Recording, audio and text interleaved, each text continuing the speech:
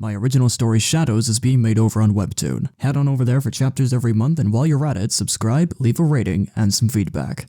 I'd really appreciate it.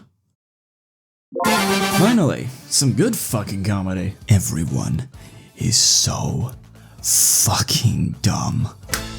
What can I say except it's dog shit? Okay, Sonic X. What are you doing?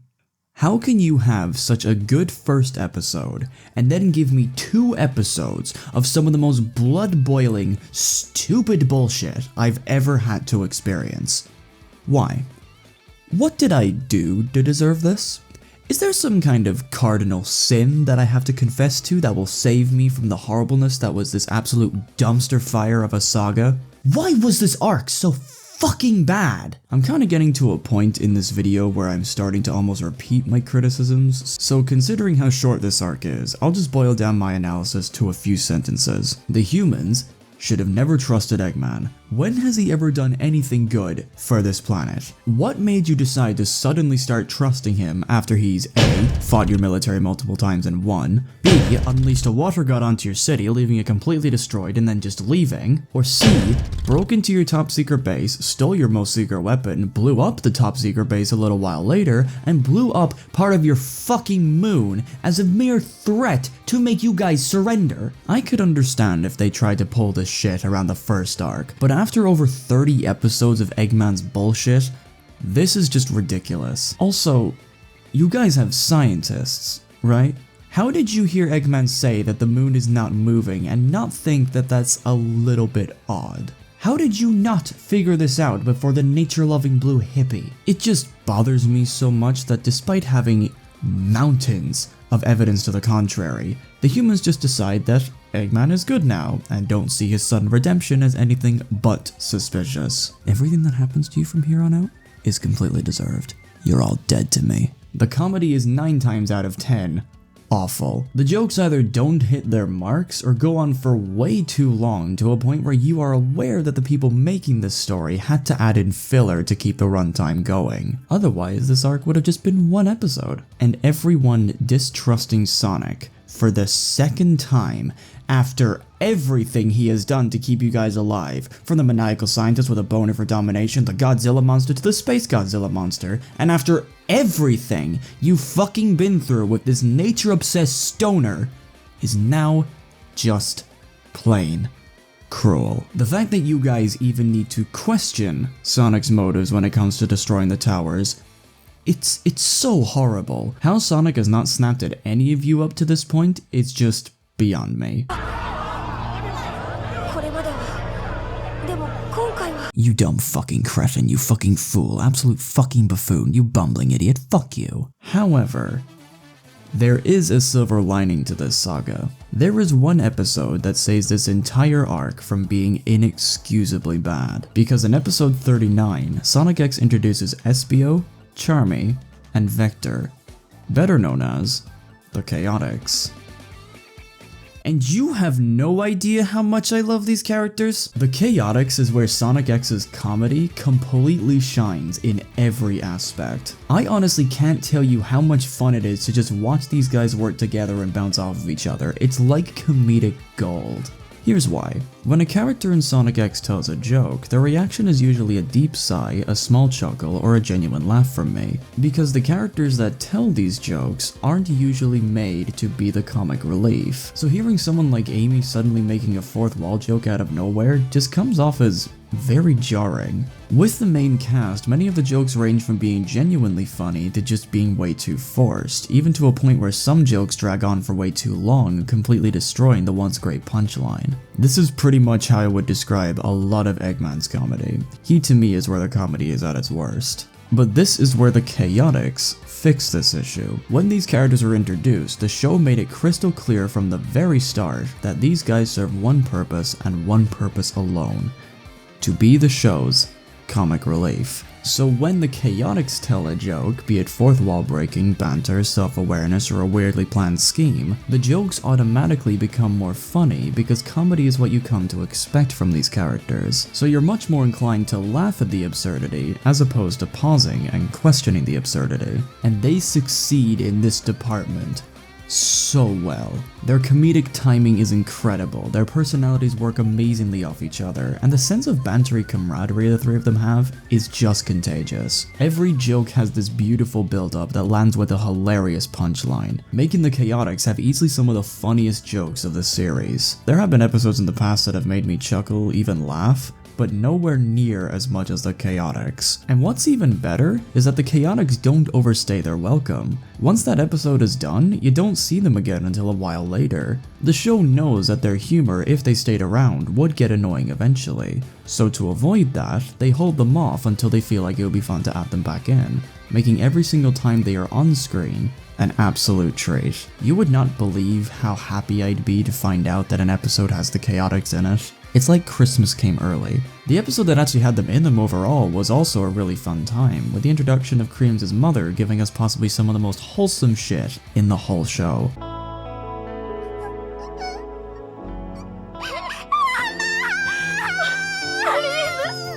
God, my heart. But aside from that fantastic episode, the Egg Moon Saga to me is definitely one of X's weaker arcs. It carried over a lot of the problems I had with the Shadow Saga and condensed them into 2 episodes of absolute misery. Play me once, I'm mad.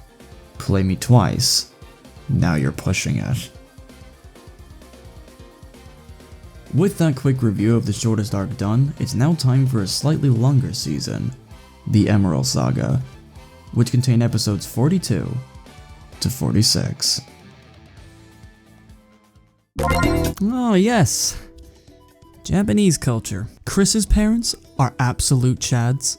Just skip this one, you ain't missing much. Yes, let the comedy flow. Sonic X managed to get me.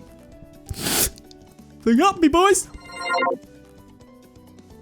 Why the everlasting fuck do these people decide that getting the prison to fix their machinery was a good idea right after they had Eggman arrested and know that he is good with technology? Do these people actually have a glutton for punishment? Are they actively finding reasons to make sure that Eggman is a threat even when he's at his lowest point? Have these people learned anything from the last 43 episodes?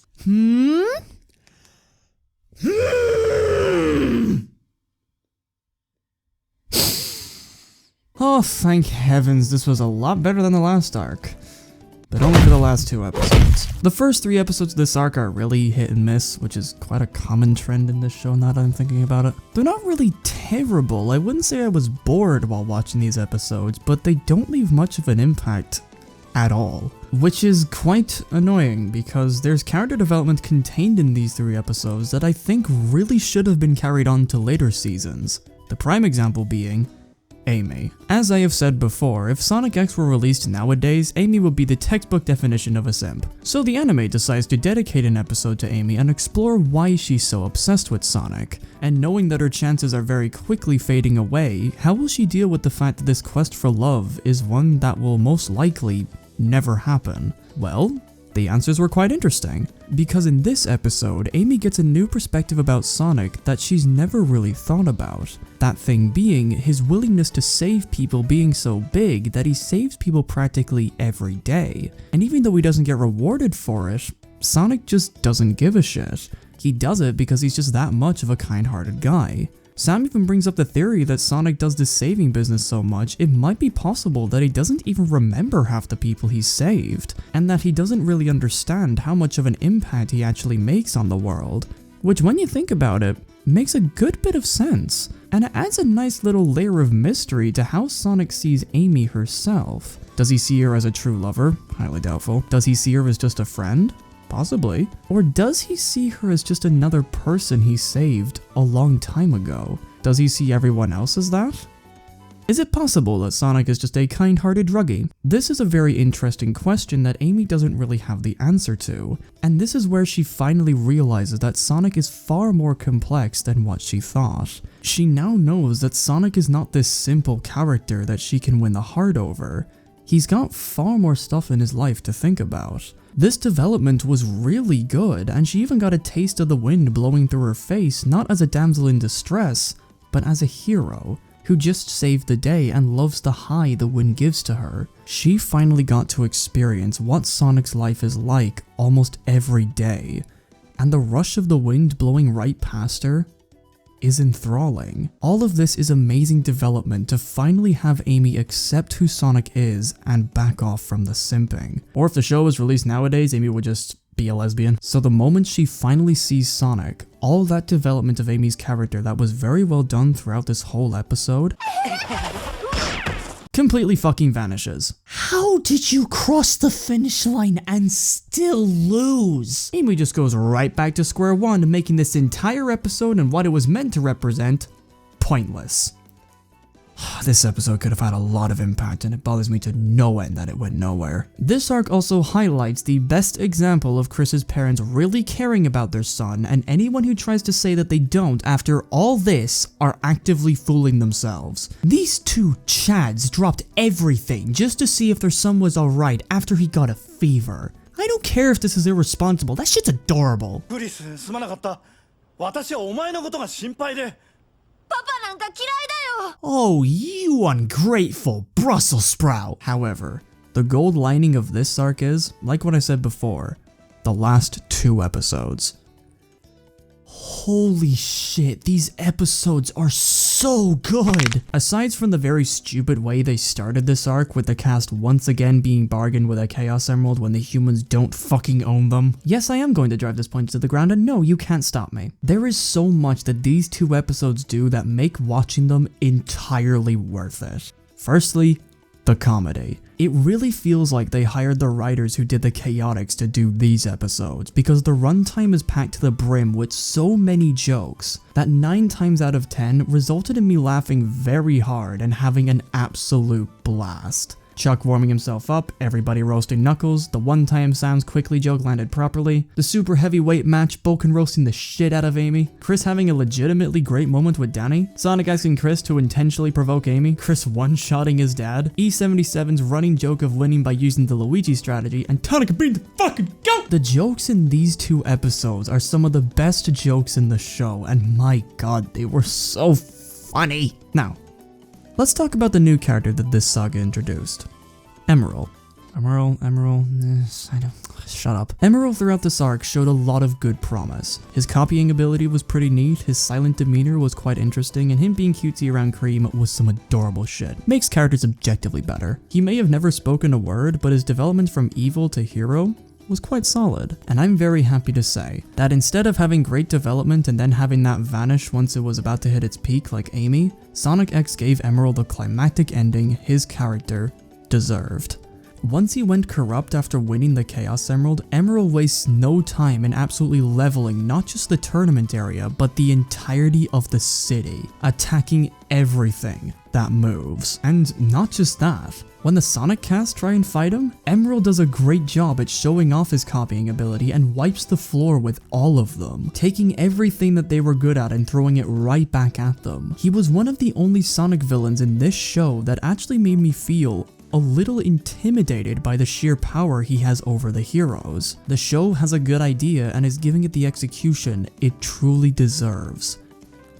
But what made this arc so good was how it ended.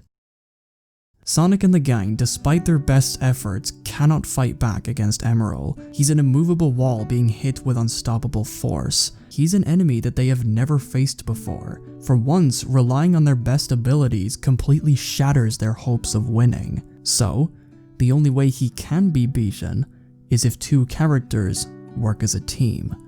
This is where Cream and Cheese come into the picture. Cream throughout the show was a cute character.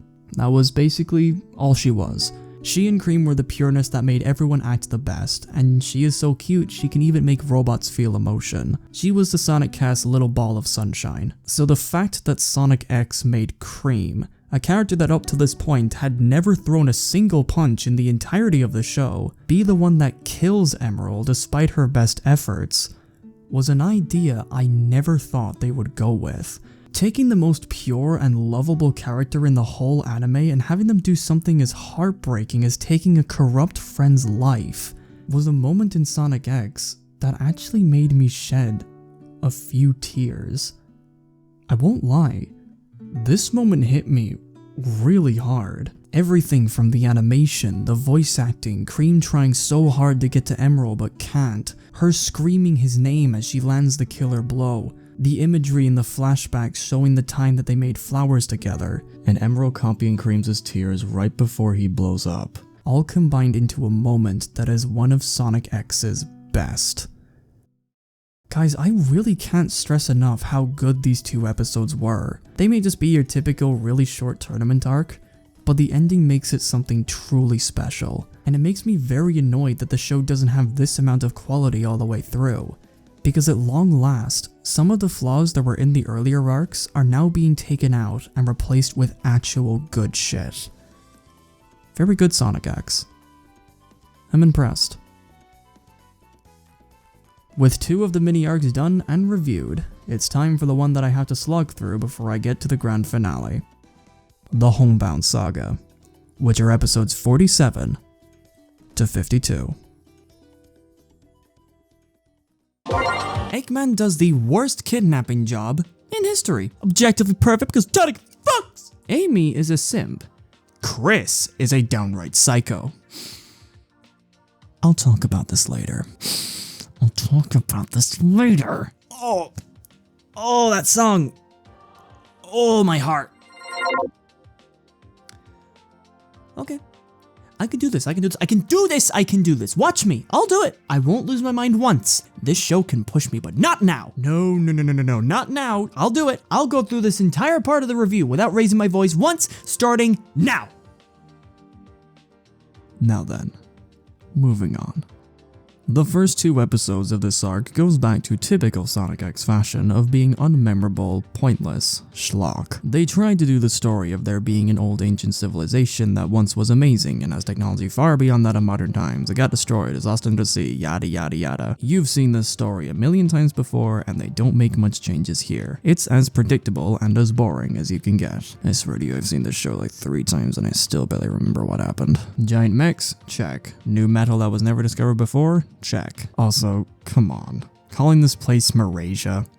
Was Atlantis not free domain in 2003? But fear not, dear viewer. As opposed to having just a boring arc like the Chaos Saga not too long ago, this arc is filled with the added dumb shit that Sonic X likes to implement. Like Eggman kidnapping a large portion of Guns' troops, only to find out he never took their weapons away from them. Why the captured troops didn't do anything is beyond me, but it gets worse, just wait. In any other show, this would be the moment where he would be arrested right then and there, but this is Sonic X people. They don't play by the rules. So the way he escapes is by doing this.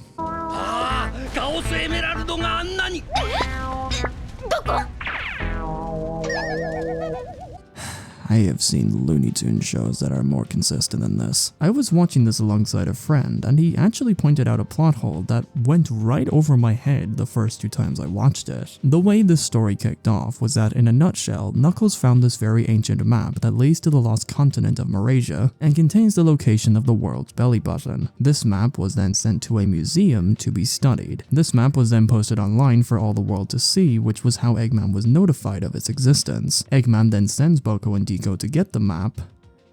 But why though? Why would he go through the effort if he could just get the map online? Why did he even bother stealing the map in the first place? What would he have gained from having the original map? Look, I do understand that Eggman is a villain, but wouldn't it have been smarter and more interesting if he just used the internet against the humans and tried to awaken the Earth's belly buttons under everyone's nose? Don't you think that would have been a bit more riveting to watch? But no, you gotta make sure the humans always know exactly what you're up to. Makes total sense to me. Now that we're on the subject of plot holes for once, a lot of them have been pretty terrible. Right? Sonic X, I would say, has been fairly broken up to this point. The show contradicts its own story so much, if you were to make it a drinking game, your chances of surviving would be next to none. But then, episode 49 happens. This one just opened Pandora's box. Let's dive right in, shall we? In episode 49, the show decides to give us a plot twist. That twist being, the human world and Sonic's world used to be one. So here's how the twist goes. Word for word. For some reason, it's split into 2 different worlds and dimensions. That means each world has a different timeline. The worlds are now reunited, so the timelines are also reuniting. If we do nothing, the two timelines will interfere with each other and eventually freeze. In other words, time will die.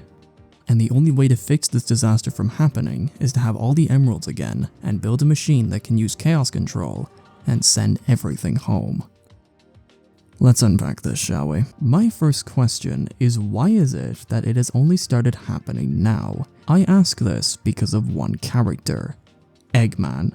It has been established that he was born in the human world thanks to the anime's adaptation of Sonic Adventure 2. If he was born in the human world, wouldn't him being on Mobius cause time to freeze? Does it have to be multiple things, or can it just be one person that manages to mess up time as a whole? It's way too fucking vague on how much the worlds have to combine in order for time to just cease from existence. This also raises another question of how Eggman got to Mobius in the first place. How did he get there?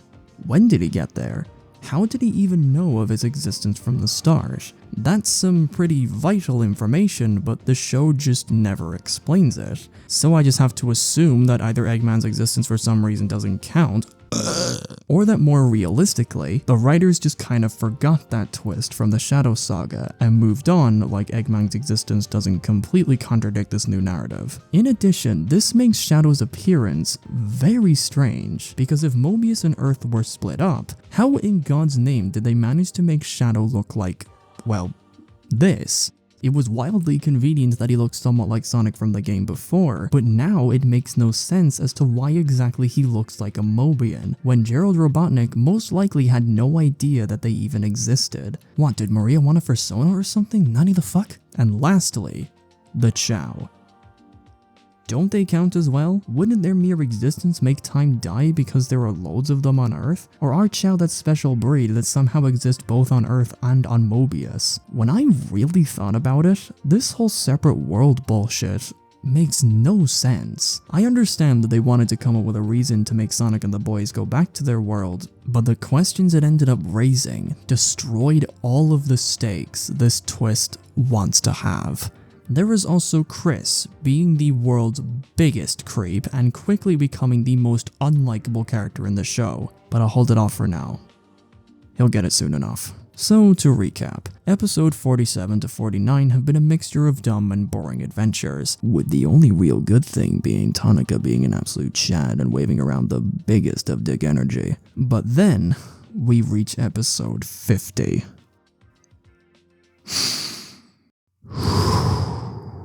I made a promise. I can do this. Episode 50 was meant to be a closure to the human world shenanigans. In the beginning of the episode, the president gives a heartfelt speech about how much Sonic and his friends helped the world and that they will never forget the memories they have of them, sending them off like true heroes.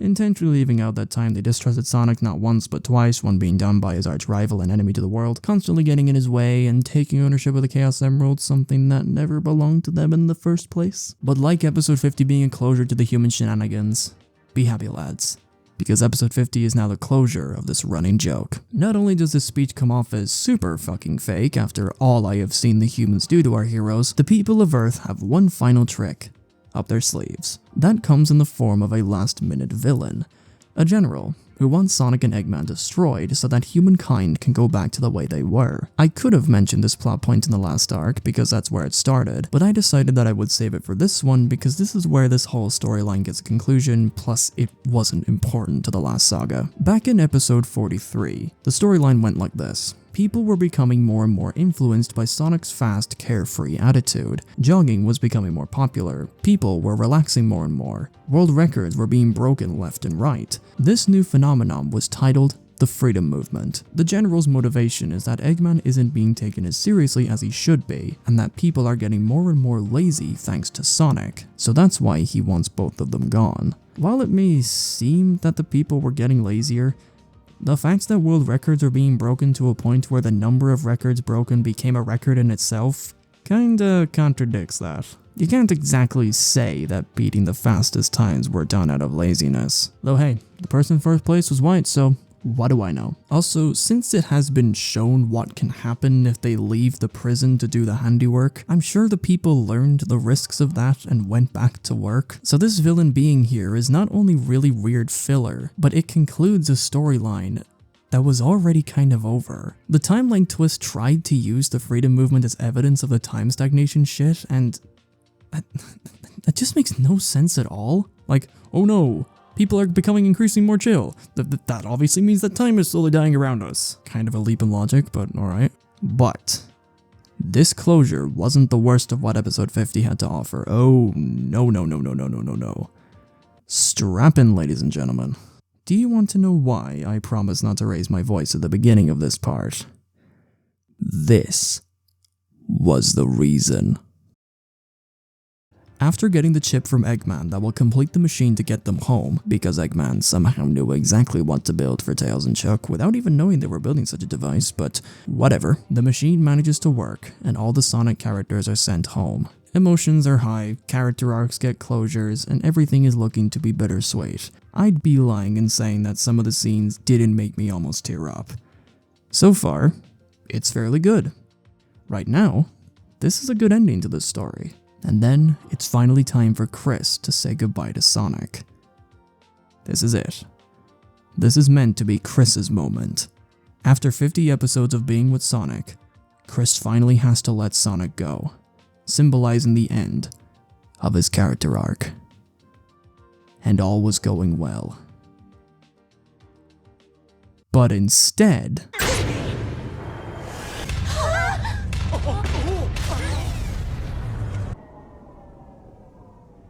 his character arc grinds to a screeching fucking halt. Ooh, this episode fucking broke me. They did it. They finally did it. There was a line, and this show just fucking crossed it. Throughout the story, Chris had to get lectures from a couple of different characters, the main ones being Mr. Stewart, his Uncle Chuck, and Eggman about letting Sonic go. These scenes were to build up to the moment in episode 50 when Chris has to accept that Sonic is no longer going to be with him. He will have to live a life without him, and despite that being sad, that's perfectly okay, and that moment was to show us that he's finally developed as a character. He was now mature. He's now, dare I say, likable. I cannot believe that after everything Chris was told, everything Chris had to learn, everything that was building up to Chris finally maturing as a character, just stops for a quick subversion of expectations, just so that the show can add another episode of Chris being the most unlikable piece of shit in the whole anime. Don't you dare show me just 41 seconds of Chris being all sad and lonely from his childhood, because I'm not fucking buying it. You had your chance to explain this shit throughout those 50 episodes and you failed. There is no reason as to why he is so clingy towards this blue passive piece of fandom filth. Episode 51 should not have happened. It shouldn't. It just shouldn't. It goes against everything that Sonic was building up to, and to make Chris do this after knowing that time itself is in jeopardy and that this is Sonic's only chance to go home, and to have the gall, the absolute fucking nerve, to have Chris wonder why Sonic isn't angry at him after what he just did, is a level of rage-filled stupidity that would get me kicked off YouTube if I was to put it into words. So let me condense them for you. Fuck these 2 episodes. Fuck these 2 episodes. Fuck these 2 episodes.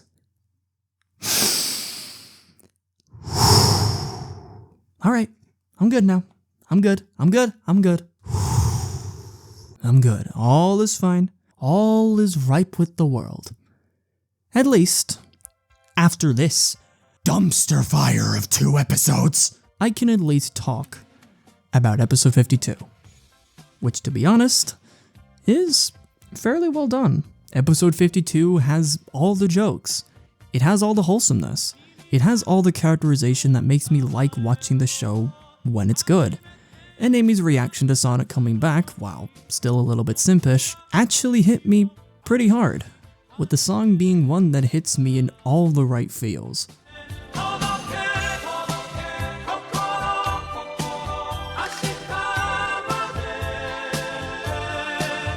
This scene was extremely well done.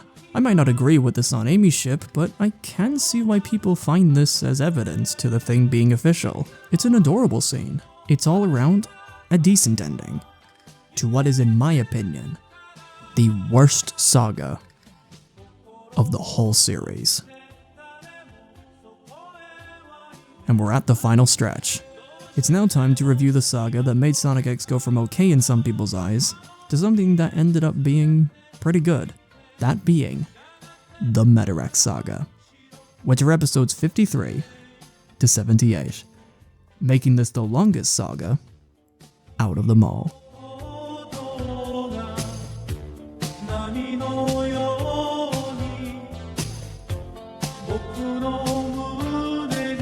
Whew. There we go. Very good, very good.